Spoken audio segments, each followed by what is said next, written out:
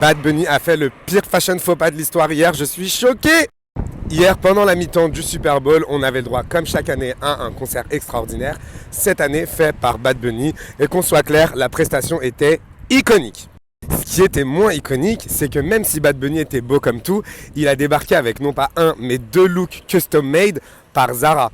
Et vous avez bien entendu, custom made et Zara dans la même phrase. Alors oui, on pourra se dire qu'éventuellement Zara c'est une marque espagnole et qu'il a voulu effectivement mettre en avant sa culture et les pays hispaniques, donc why not?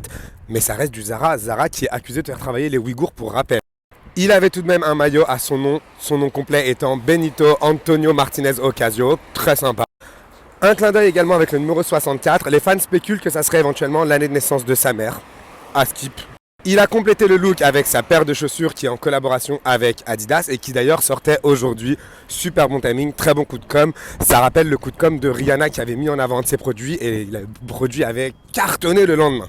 Le spectacle était magnifique, et vraiment, il mettait en avant sa culture et c'était vraiment fait d'une main de maître. On apprécie, surtout dans un climat politique comme ils vivent en ce moment en Amérique et je serais tenté de vous dire un peu de manière worldwide, donc très beau message. Mais la catastrophe a eu lieu avec cette veste qui certes lui allait très bien, mais j'ai vu une catastrophe. Regardez bien, soyez attentifs. Non, vous ne rêvez pas, les soufflets de la veste de Bad Bunny derrière n'étaient pas décousus. Et il n'avait pas un, mais deux stylistes. Je suis désolé, mais je suis choqué.